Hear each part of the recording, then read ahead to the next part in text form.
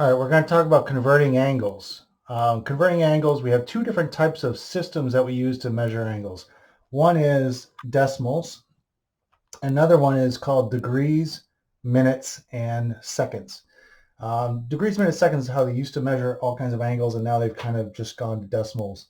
Where the degree, minutes, seconds comes from is our friend the Babylonians. The Babylonians didn't like weird decimals. If you take 10 and you divide it by 3, you get 3.3 repeating, and it goes on forever. They didn't like that at all.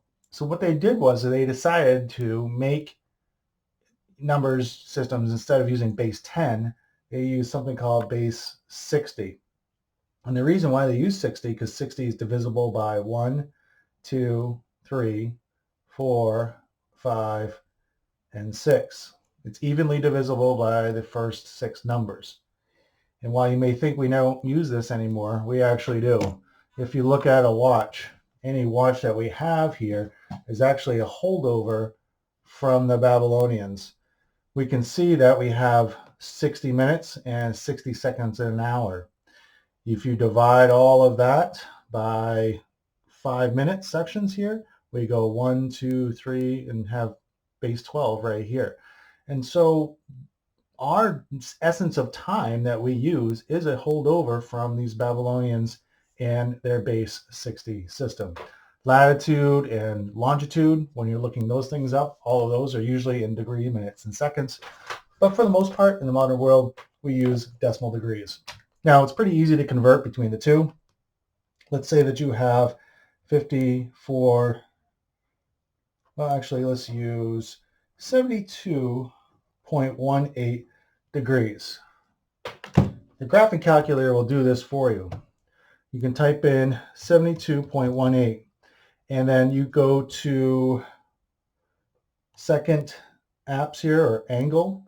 So you try to find the angle function that you have, and it's going to bring up this menu. And under menu, you've got option number 4, where we're going to go into DMS. And go ahead and click that, and there I'm going to have my degrees and minutes and seconds. Now, to do this by hand, it's a little bit more complicated.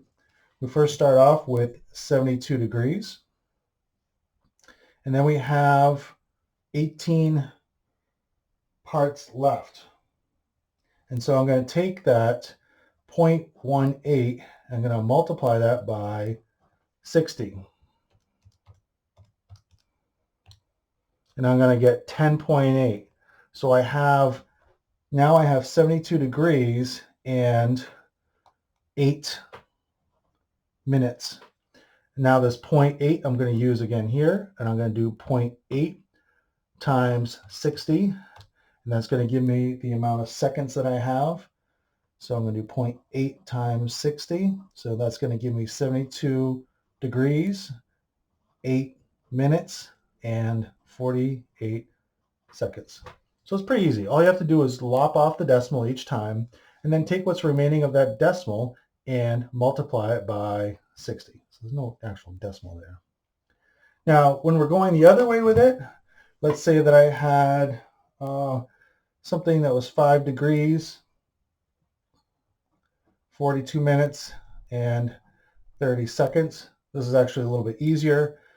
You divide. So I'm going to do 5 plus 42 sixtieths is going to be 42 sixtieths. That's going to be 42 minutes out of 60 minutes, plus 30 seconds out of, there's 60 minutes, there's 60 seconds in every minute. So there's actually 60 squared seconds in every degree here. So now I'm just going to put this into my calculator. I'm going to do 5 plus 42 divided by 60 plus 30 divided by 60 squared. And that's going to give me my decimal answer. That's going to be about 5.71 degrees. Okay?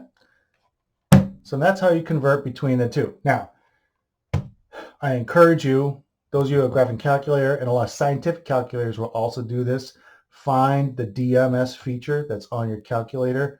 Remember, the graphing calculator is under DMS. If you don't know where it is on your calculator, Google it, say how to convert to DMS, and then type in the brand of your calculator, and that should come right up. Okay.